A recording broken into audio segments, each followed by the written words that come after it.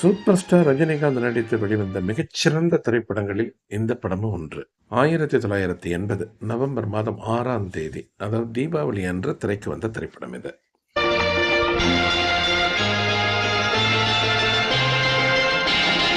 முக்தா ஸ்ரீனிவாசன் அவர்களின் மகன் முக்தா ரவி அவர்கள் தயாரித்த திரைப்படம். திரைப்படத்தை இயக்கியது முக்தா ஸ்ரீனிவாசன் தான்.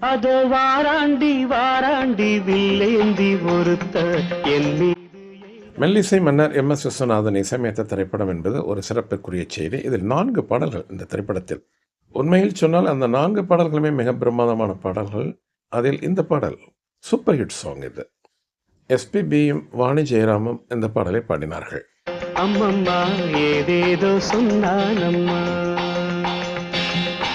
சூப்பர் ஸ்டார் ரஜினிகாந்த் அவர்களுக்கு இது 65வது படம் என்றால் நம்ப முடிகிறதா? நம்பித்தான் ஆக வேண்டும்.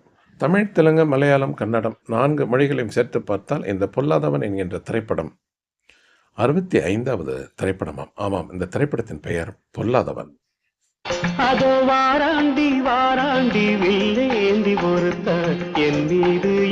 ரஜினிகாந்த் 1975 அப்பொழுதுதான் திரைக்கு சினிமாவிற்கு வந்தார் என்றால் அபூர்வ ரகங்கள் திரைப்படம் அனைவருக்கும் தெரியும். இது 5 ஆண்டுகளில் 1980களில் எல்லாம் கொடி கட்டி பறக்க ஆரம்பித்து விட்டார். மிகவும் உச்சத்தில் இருந்தார். ஆனால் மிகவும் எளிமையாக இருந்தாராம். ராயப்பேட்டாவில் ஒரு இடத்தில் தான் அவர் குடியிருந்தாராம். அப்பொழுது முக்தா ரவி அவர்கள் ஒரு திரைப்படம் எடுக்க வேண்டும் என்பதற்காக ரஜினியை சந்தித்திருக்கின்றார். ரஜினி உடனே ஓகே சொல்லிவிட்டாராம். நிச்சயமாக. ஏனென்றால் அப்பொழுது ரஜினிக்கு கால்ஷீட் கிடைப்பது மிகப்பெரிய ஒரு குதிரை கொம்பாக இருந்தது அந்த தருணத்தில். சத்ருகன் சின்ஹா நடித்த ஒரு இந்தி படம் மிக நன்றாக இருக்கின்றது, அந்த திரைப்படத்தை ரீமேக் செய்யலாமா என்று ரஜினிகாந்த் முக்தா ரவி அவர்களிடம் கேட்டிருக்கின்றார். அவரும் பார்த்திருக்கின்ற அந்த திரைப்படத்தில், ஆனால் அந்த அளவுக்கு பிடிக்கவில்லை முக்தா ரவி அவர்களுக்கு அந்த திரைப்படம். அப்பொழுது திரைப்பட தயாரிப்பாளர் பாலாஜி அவர்கள் தான் ஒரு யோசனை கூறியிருக்கின்றார் முக்தா ரவியிடம்.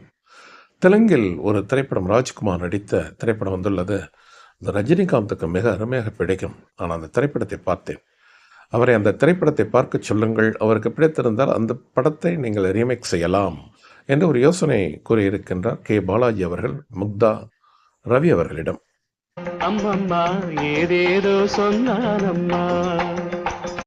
இந்த திரைப்படத்தினுடைய தயாரிப்பாளர் முக்தா ரவி ரஜினிகாந்திடம் இந்த செய்தியை கூறியிருக்கின்றார். அப்படி ஒரு படமாமே, இது ராஜ்குமார் நடித்த திரைப்படமாம், அதை பார்த்தீர்களா? மிக அற்புதமான படமும், அதை ரீமேக் செய்யலாம் என்று கேட்டிருக்கின்றார். ஏன் சத்ருகன் சின்ஹா நடித்த அந்த ஹிந்தி படம் என்னவாயிற்று என்று ரஜினிகாந்த் கேட்டிருக்கின்றார். எனக்கு அந்த அளவுக்கு பிடித்தவில்லை என்று கூறியிருக்கின்றார் முக்தா ரவி. சரி, அது உங்கள் விருப்பம். ஏனென்றால் நீங்கள் தான் படத்தை தயாரிக்கின்றீர்கள், நீங்கள் உங்கள் விருப்பப்படி அந்த திரைப்படத்தை எடுத்து விடலாம். இல்லையே, நீங்கள் கதையை பார்க்கவில்லை, நான் படத்தையே பார்க்கவில்லை என்றெல்லாம் கேட்டிருக்கின்றார் முக்தா ரவி ரஜினிகாந்திடம். இல்லை, அந்த திரைப்படத்தை நான் 10-15 முறை பார்த்து விட்டேன். மிக அற்புதமான படம், எனக்கு சுட்டாகும். உடனே அதற்கான பணிகளை நீங்கள் ஆரம்பிக்கலாம் என்று ரஜினிகாந்த் சொல்ல, அப்படி உருவானது தான் இந்த பொல்லாதவன் என்கின்ற திரைப்படம். இந்த பொல்லாதவன் என்கின்ற திரைப்படம் 80ல் வெளிவந்தாலும் 76லேயே டாக்டர் ராஜ்குமார் நடித்த ஒரு கன்னட திரைப்படம் இது. தெலுங்கல்ல, அது ஒரு கன்னட திரைப்படம். அதனுடைய ரீமேக் தான் இது. நிச்சயமாக டப்பிங் இல்லை, ரீமேக். அவர் நடித்த அந்த திரைப்படத்தை விட ரஜினிகாந்த் நடித்த இந்த பொல்லாதவன் திரைப்படம் மிகப்பெரிய வெற்றி அடைந்தது, பாக்ஸ் ஆஃபீஸ் ஹிட் அடித்தது.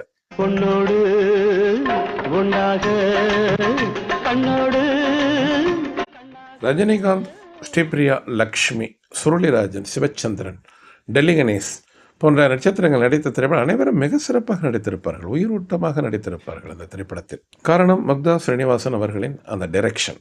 ரஜினிகாந்த் இந்த திரைப்படத்தை நடிப்பதற்கு டக் என்று ஒத்துக்கொண்டதற்கு முக்கியமான காரணம் என்னவென்றால், இது முக்தா ரவி சொன்னது. அவர் அப்பொழுது எந்த மாதிரியான பாத்திரங்கள் எதிர்பார்த்து கொண்டிருந்தாராம் ரஜினிகாந்த்? அது ஒரு வில்லாயினி ஹீரோவாக இருக்க வேண்டும், ரூத்லெஸ் பர்சனாக இருக்க வேண்டும். அப்பொழுதுதான் அதோட கான்ட்ராஸ்ட் தெரியும் என்பதிலெல்லாம் அவர் கரெக்டாக அவர் சார்ட் அவுட் பண்ணி கொண்டு வந்திருக்கின்றார் ரஜினிகாந்த், தன்னுடைய கேரக்டர் எப்படி இருக்க வேண்டும் என்று. இந்த திரைப்படத்தினுடைய கேரக்டர் அப்படித்தானே இருக்கும். ஒரு ரிவெஞ்ச், ஒரு பழி வாங்கும் ஒரு கதை இது. அந்த பழி வாங்கும் பொழுது கொடூரனாக நடிக்க வேண்டும். அவர் பழி வாங்குவதற்கு காரணம் என்னவென்றால், அவர் பாதிக்கப்பட்டிருந்தார். அந்த பாதிக்கப்பட்டிருந்த இடத்தில் ரொம்ப ட்ராஜடியாக இருக்கும். அப்படி ஒரு சிறப்பான கதை இது.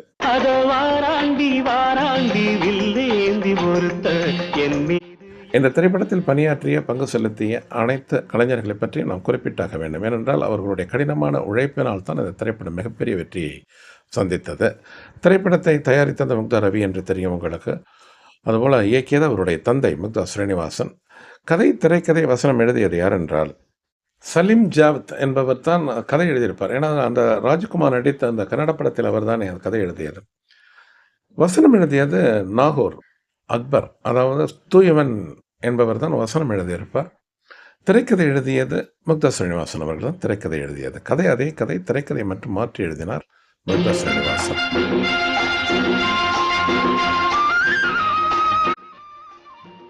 பெரும்பாலும் முக்தா ஸ்ரீனிவாசன் அவர்களுடைய படங்களுக்கு மெல்லிசை மன்னர் எம்.எஸ். விஸ்வநாதன் இசையமைப்பார். இளையராஜா ரொம்ப பீக்கில் இருந்த நேரம் அப்பொழுது. இருப்பினும் எம்.எஸ். விஸ்வநாதனைத்தான் இசையமைக்க வைத்தார். ரீரெக்கார்டிங் மற்றும் 4 பாடல்கள் மிக அற்புதமாக இருந்தன இந்த திரைப்படத்தில். இந்த பாடலை பாடியது எஸ்பி பாலசுப்ரமணியமும் வாணி ஜெயராம் என்ப முன்பே சொன்னேன். இந்த திரைப்பட பாடலை பதிவு செய்யும்போது நடந்த சுவையான சில சங்கதிகள் எல்லாம் நாம் இங்கே பார்ப்போம் நேயர்களே.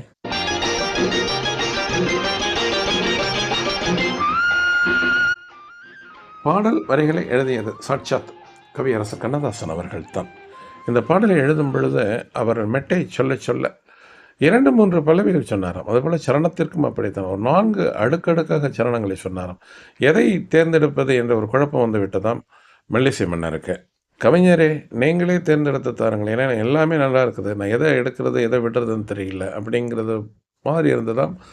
அந்த 4-5 பல்லவிகளும் அவர் 4-5 சரணங்கள் கூட நிறைய எழுதி கொடுத்தாராம் கவிஞர் கண்ணதாசன். நான் உங்கள் பக்கத்தில் வந்தேன் என்றால் மாதங்கள் 12 குளிரல்லவா, அந்த வாசகங்கள்லாம் மிகவும் பிடித்திருந்தது தயாரிப்பு குழுவிற்கும் மெல்லிசை மன்னருக்கும். அதனால் அந்த சரணத்தை எடுத்துக்கொண்டார்களாம். அதுபோல் 3 சரணங்கள் அந்த திரைப்படத்தில். இந்த 3 சரணங்களையும் தேர்ந்தெடுத்தது கவியரசு கண்ணதாசன். அதை சிபாரிசு செய்ததன் பேரில் தான் பிறகு அந்த 3 சரணங்களை எடுத்துக்கொண்டாராம் எம்.எஸ். விஸ்வநாதன். இந்த பாடல் அனைவரையும் முணுமுணுக்க வைத்தது. குறிப்பாக இலங்கை வானொலியில் தினந்தோறும் இந்த பாடலை நாம் கேட்கலாம். அப்பொழுது 1980களில்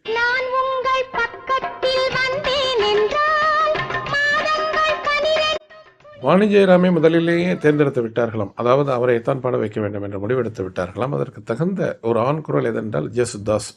அதனால் KJ ஜேசுதாஸை பாட வைக்கலாம் என்றுதான் நிலை முதலில் இருந்ததாம். அவர் மற்ற பதிவுகளை பாடற்பதிவுகளை சற்று பிஸியாக இருந்ததனால் எஸ்பி பாலசுப்ரமணியத்தை அழைத்து இந்த பாடலை பாட வைத்திருக்கின்றார்கள். சொல்லப்போனால் எஸ்பி பாலசுப்ரமணியமும் படு பிஸி அந்த நேரத்தில். மெல்லிசை மன்னர் கேட்டுக்கொண்டதன் பேரில் அவர் வந்து பாடி கொடுத்தாராம் இந்த பாடலை. மிக அற்புதமான பிர்காக்கள் வைத்திருப்பார் எஸ்பிபி. இந்த பாடல் கூர்ந்து கவனித்தால் தெரியும். அதுபோல் வாணி ஜெயராம் அவர்களினுடைய உச்சரிப்புகள் ஒரு வித்தியாசமாக தெரியும் இந்த பாடலில். நன்றாக கவனிக்கலாம். நீங்கள் கூர்ந்து கவனித்து கேட்டீர்களானால் அதை கவனிக்க முடியும் உங்களால்.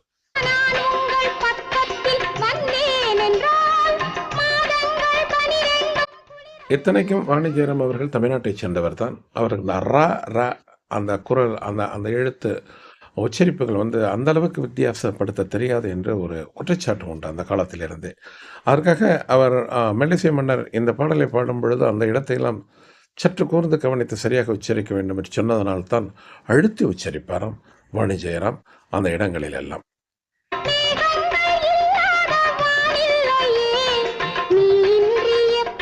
மேகங்கள் இல்லாத வானில்லையே, நீ இன்று எப்பொழுதும் நான் இல்லையே. எத்தனை ஒரு அற்புதமான ஒரு எதுகை மோனை பாருங்கள். கவிஞர் கண்ணதாசன் தான் என்பதற்கு இந்த பாடல் மட்டும்தானா? அனைத்து பாடல்களும், அதிலும் இந்த பாடல். அவர் எழுதிய நிறைய பாடல்கள், அதில் குறிப்பாக இந்த பாடல் மிக பிரபலமாக பேசப்பட்டது அந்த தருணத்தில். அவர் 80 அது 78, 79, 80, 81, 82 அந்த 3ஆம் முறை வரை நிறைய பாடல்களை எழுதினார். கடைசி காலகட்டம் அல்லவது அப்பொழுது. ஆனால் இந்த பாடல் மிக பெரிதாக பேசப்பட்டது அப்பொழுது.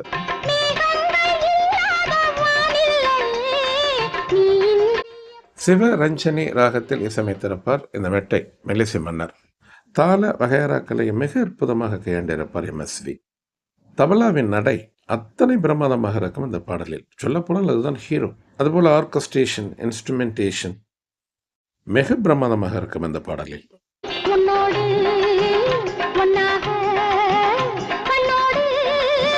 பொல்லாதவன் என்கின்ற இந்த திரைப்படத்தில் அடுத்து மிக பெருமையாக பேசப்பட்ட ஒரு செய்தி என்னவென்றால் ஒளிப்பதிவு, சினிமாட்டோகிராஃபி.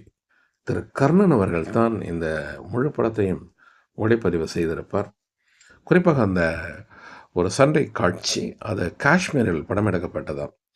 மிகவும் சிரமப்பட்டு அந்த ஒளிப்பதிவு செய்தார்களாம். அதில் கூட அவருடைய விலை உயர்ந்த ஒரு வைர மோதிரம் ஒன்று, கர்ணனின் வைர மோதிரம் ஒன்று அந்த படகு சவாரி செய்யும் பொழுது, ஏன்னா படகில் இருந்து தான் அந்த காட்சியை படம் பிடித்திருக்கின்றார்கள், விழுந்து விட்டதாம், அந்த ஏரியில் விழுந்து விட்டதாம். மிகப்பெரிய விலை உயர்ந்த ஒரு வைர மோதிரம். அது என்னவாயிற்று என்பது இந்த பாடலினுடைய நாம் கேட்போம்.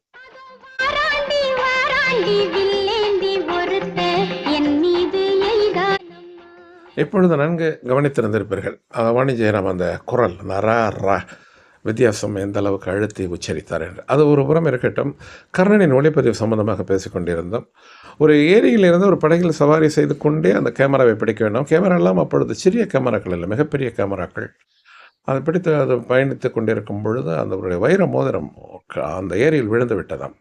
அதை தேடி பார்த்திருக்கின்றார்கள், கிடைக்கவில்லை. மிக விலை உயர்ந்த ஒரு வைர மோதிரமும். ஒரு ஃபெடப் ஆகிட்டாராம் கர்ணன் அவர்களுக்கு மூடவுட்.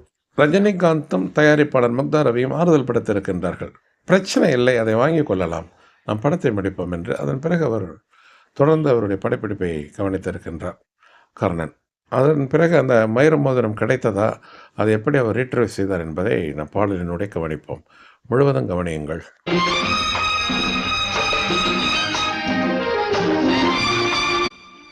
கர்ணன் அவர்கள், அதாவது ஒளிப்பதிவாளர் கர்ணன் தவறவிட்ட அந்த வைர மோதிரம் கிடைத்ததா இல்லையா என்பதை தெரிந்து கொள்வதற்கு முன்னால் திரைப்படத்தை பற்றிய ஒரு செய்திகள். ரஜினிகாந்தும், அதாவது ஹீரோவும் ஹீரோயின் ஸ்ரீபிரியாவும் எந்த அளவுக்கு மிக சிறப்பாக நடித்தார்களோ, ஸ்ரீபிரியாவிற்கு கூட மிக அதிகமான ரோல்ஸ் இல்லை இதில். லக்ஷ்மி அவர்களுக்கு மிக சிறப்பான ரோல், மிக அழுத்தம் திருத்தமான ஒரு ரோல். ஸ்க்ரீன் முழுக்க வருவார் என்பார்களே, அதுபோல் ஆரம்பத்திலிருந்து கடைசி வரை லக்ஷ்மியினுடைய ஆக்கிரமிப்பு இந்த திரைப்படத்தில் ஜாஸ்தியாக இருக்கும். அதனாலவோ என்னவோ தெரியவில்லை, மிக சிறப்பாக நடித்திருப்பார் லக்ஷ்மி. லக்ஷ்மி ரயிலில் பயணித்துக் கொண்டிருக்கும் பொழுது யாரோ ஒருவன் அவரிடம் தவறாக நடக்க முயற்சி செய்வான், அவரை சுட்டு கொன்று விடுவார் ரஜினிகாந்த். அது லக்ஷ்மியை காப்பாற்றுவதற்காகத்தான் சுட்டு கொண்டார் என்கின்ற போக்கில் கதையை கொண்டு செல்வார்கள். ஆனால் அதுதான் ரிவெஞ்ச். அந்த நபரை தேடி பிடித்து சுடுவதற்காகத்தான் ரஜினிகாந்த் அங்கே வந்திருப்பார். ஆக அந்த கொலையை செய்தது ரஜினிகாந்த் என்பது லக்ஷ்மிக்கு அப்பட்டமாக தெரிந்துவிட்டது. 2 பேரும் ஒரே இடத்திற்கு செல்வார்கள். அதுதான் ஒரு டெஸ்ட் அந்த இடத்தில். அங்கே பார்த்தால் ஒரு கொலைகாரனுடன் நாம் இங்கே இருக்கின்றோமே என்ற துறையில் ரஜினிகாந்தை காட்டி கொடுப்பதற்காக பலமுறை முயற்சி செய்வார். என்னத்தான் தன்னை காவாண்டு செய்வதற்காக ரஜினிகாந்த் அப்படி ஒரு காரியம் செய்திருந்தாலும் கூட கொலைதானே, ஆக ஒரு கொலைகாரன் இவன் என்று காட்டி கொடுப்பதற்கு முயற்சி செய்வார். அதற்கு நிறைய கவுண்டர் கொடுப்பார் ரஜினிகாந்த். அது மிக சுவையாக அந்த கதையை நகர்த்தி இருப்பார்கள். திரைக்கதை முக்தா ஸ்ரீனிவாசன் மிக அற்புதமாக செய்திருப்பார். என்ற கன்னடத்திலும் அந்த திரைப்படத்தை பார்த்தோம்.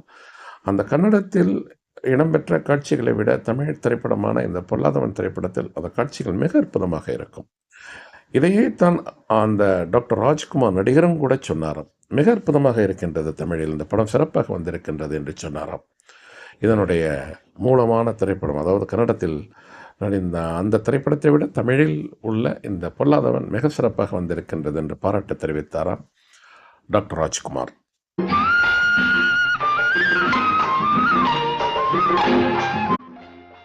திரைப்படத்தினுடைய மிக பெரும்பாலான காட்சிகள் அனைத்துமே பெங்களூர் பகுதிகளில் தான் இதை திரைப்படமாக்கி இருக்கின்றார்கள். அங்குள்ள பூங்காக்கள், அதுபோல் வடக்கேயும் சென்று இருக்கின்றார்கள். காஷ்மீரிலும் சென்று ஏதோ ஒரு பார்க், அந்த இடத்தில் தான் இந்த பாடல் கூட பதிவேற்றம் அதாவது ஒளிப்பதிவு செய்யப்பட்டது என்று கூட ஒரு செய்தி உண்டு.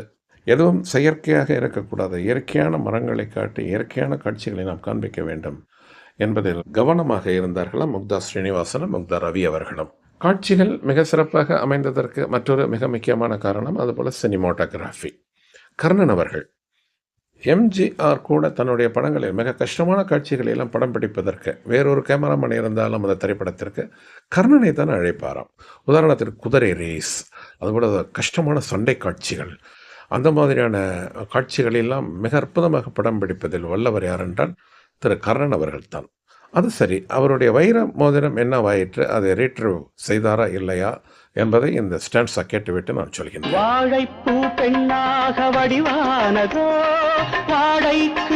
இரண்டாவது சரணத்தை எஸ்பிபி தான் ஆரம்பிப்பார். அங்க பாருங்கள், வாழைப்பு பெண்ணாக வடிவானதோ, வாடைக்கு சுகமாக வருகின்றதோ, வாசனைக்கு அது சுகம் தேடி வருகின்றதோ என்று கூட எடுத்துக்கொள்ளலாம். மற்றொரு அர்த்தம், வடக்கு திசையிலிருந்து அடிக்கும் காற்றில் அது வருகின்றதோ என்றும் எடுத்துக்கொள்ளலாம். இது சரண பகுதியில் உள்ள ஒரு கொஸ்டின், ஒரு ஸ்டேட்மெண்டாக இருக்கலாம். இது அடுத்தது பாருங்களேன், அது இன்னும் அற்புதமாக இருக்கும் அந்த வரிகள். என்னாலும் உன்னை நீ பொன்னல்லவா, எழுதாத கதை சொல். சிவரஞ்சனி ராகத்தை எத்தனை ஒரு மென்மையாக அனைவரும் ரசிக்கத்தக்க வகையில் ஒரு மெல்லிசையாக தர முடியும் என்பதை நிரூபித்திருப்பார் MS விஸ்வநாதன் அவர்கள். அதனால் தான் அவருக்கு மெல்லிசை மன்னர் என்று பட்டம் கிடைத்ததாக இருக்கலாம். உன்னோடு பொன்னாக கண்ணோடு. சரணத்தில் உள்ள ஃபினிஷ்டு போர்ஷன் இது. இந்த மேடை கச்சேரிகளில் பாடுபவர்களும் சினிமாவில் பாடுபவர்களும் கூட இதை நன்றாக கவனிக்க வேண்டும். நிறைய பிர்காக்கள் செய்திருப்பார். கமகம் என்பது இப்படியெல்லாம் செய்ய முடியுமா என்பதை நிரூபித்திருப்பார் SPB இந்த பாடலில். அந்த காலத்திய சினிமா செய்திகள் என்னவென்றால், இருவரும் போட்டி போட்டுக்கொண்டே இந்த பாடலை பாடினார்கள் அந்த பாடல் பதிவின் பொழுது என்பது அப்பொழுதைய செய்தி.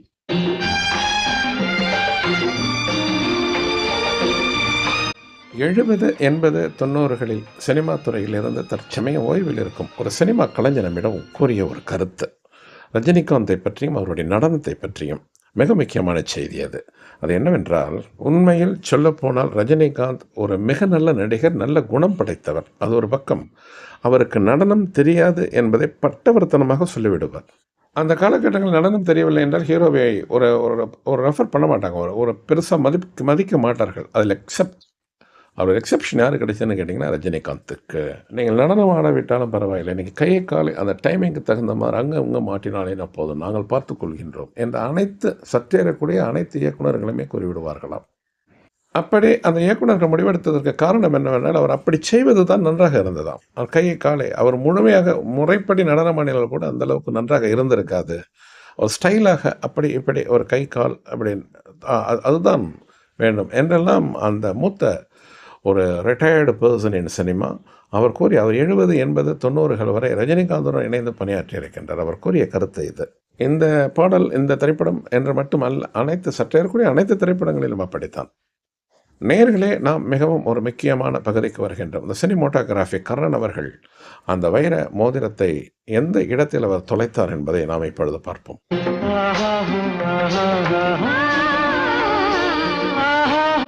இந்த பாடல் படம் பிடிக்கப்பட்ட இடம் இதான். காஷ்மீரில் உள்ள டால் லேக் என்பார்கள், DALLAK. அந்த ஏரியில் தான் இந்த பாடலை எடுத்திருக்கேன். பெரும்பாலும் திரைப்படங்களுக்கு பாடல்கள் எடுக்கும் பொழுது இந்த ஏரியில் எடுப்பார்களாம். அப்பொழுது தான் கர்ணன் அவர்களுடைய சினிமோட்டோகிராஃபி, அவருடைய அந்த வைர மோதிரம் இந்த ஏரியில் தான் விழுந்து விட்டது. அது விழுந்தது கூட அவருக்கு தெரியவில்லையாம்.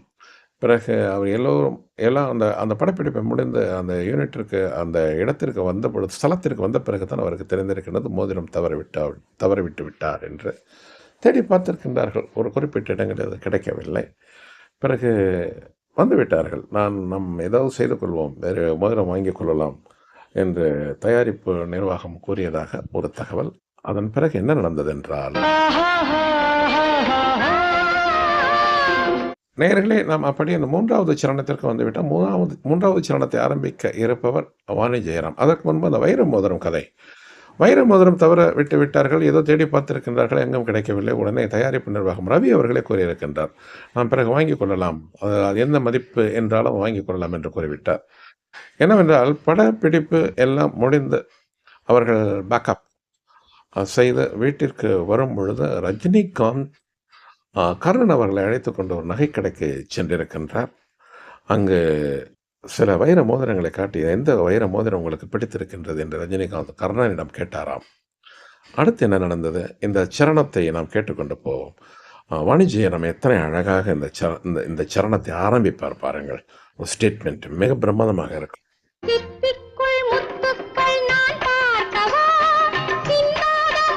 அந்த நகைக்கடையில் வைர மோதிரத்தை ரஜினிகாந்த் ஏன் வாங்கி தர வேண்டும், அதுபோல் கர்ணன் எந்த வைர மோதிரத்தை தேர்ந்தெடுத்தார், வாங்கினாரா என்பதை நாம் தெரிந்து கொள்வதற்கு முன்னால், இந்த 3வது சரணத்தில் வாணி ஜெயராம் கூறிய அந்த வார்த்தைகளை பாருங்கள். சிப்பிக்குள் முத்துக்கள் நான் சேர்க்கவா என்று தான் வந்திருந்திருக்க வேண்டும். அது ஏதோ வார்த்தை மாற்றி எழுதியிருந்தால் கவிஞர் ஏனென்று தெரியவில்லை. அதுபோல் சிந்தாத முத்தங்கள் நான் கேட்கவா, ஆக அந்த எதுகை முனைக்காக எழுதியிருக்கின்றார் கவிஞர். இது சிப்பிக்குள் முத்துக்கள் நான் சேர்க்கவா என்று வராமல் வேறு ஏதோ வார்த்தைப்பட்டு இருப்பார் கவிஞர். அப்படி போகும். அடுத்தது இது அன்ஃபினிஷ்டு, அடுத்தது பாருங்களேன், சரணத்தினுடைய அடுத்த அடியை பார்ப்போம். அந்த சரணத்தினுடைய அடுத்த அடியை பார்த்து, அதாவது ஃபினிஷ்ட், அதை பார்த்துவிட்டு அடுத்தது வைர மோதிர கதையை நம்ம தொடர்வோம். எப்போது கேட்டாலும் தருவேனம்மா எங்கே நீ whenever you wish for them, so I will offer, I can offer அப்படிங்கிறது மாதிரி, நீ எந்த நேரத்தில் எப்போ கேட்டாலும் அதை தருவேன் என்று அவர் ஆன்சர் சொல்கிறது மாதிரியான இது. தாராரே தரராரே தரராரேரா தாராரே தன்னாரே தரராரேரா, இதான் சந்தம். அந்த சந்தத்துக்கு எத்தனை அழகாக எழுதியிருக்கின்றார் கவிஞர் கண்ணதாசன் என்பதுதான் எங்கள் செய்தி. உன்னோடு ஒன்றாக கண்ணோடு டால் ஏரிக்கு பக்கத்தில் உள்ள ஒரு பூங்காவில் தான் இந்த படம் பிடிக்கப்பட்டதாம். காஷ்மீர் ஆப்பிள், இதுவே சான்று காஷ்மீரில் இந்த படம் பிடிக்கப்பட்டது என்பதற்காக. உங்களுக்கு பிடித்த வைர மோதிரத்தை நீங்கள் எடுத்துக்கொள்ளுங்கள், நகைக்கடையில் அழைத்து சென்று கர்ணனிடம் கூறியிருக்கின்றார் ரஜினிகாந்த். கர்ணனுக்கு தயக்கம், நாம் இப்படி உடனே அவர் வாங்கி தருகின்றார், இதை எடுத்துக்கொள்ள, ஏதோ அவர் வாங்கி கொண்டு விட்டார், எடுத்து கொண்டு விட்டார். அதற்கு முழு தொகையையும் ரஜினிகாந்தே, only Rajinikanth paid for that amount அப்படின்னு ஒரு செய்தி அது. அதன் பிறகு என்ன நடந்தது அப்படிங்கிறதையும் நம்ம பார்ப்போம். அது அன்ஃபினிஷ்டு. இப்போ நான் சொல்கிறது இன்னும் நாட் இட் ஃபினிஷ்ட். கடைசி வரை பாருங்கள்.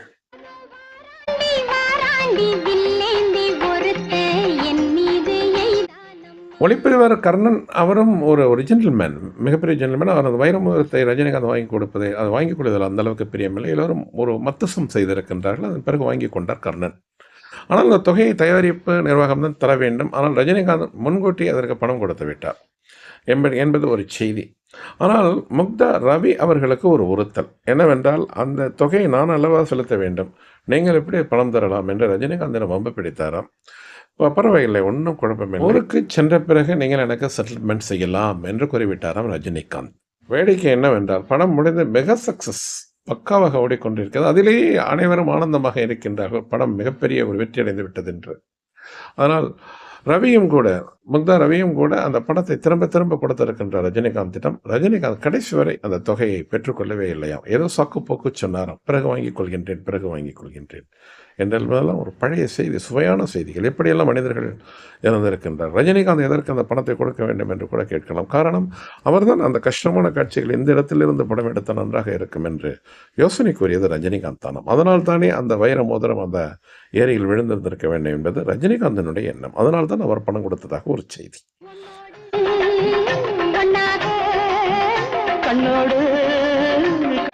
நன்றி நேயர்களே. மற்றொரு நிகழ்ச்சியில் மற்றொரு முறை நாம் உங்களை எல்லாம் சந்திக்கும் வரை அன்பு வணக்கம் கூறி விடைபெற்றுக் கொள்வது உங்கள் மகேந்திரன் குளோபல் டிவியிலிருந்து. நன்றி, வணக்கம்.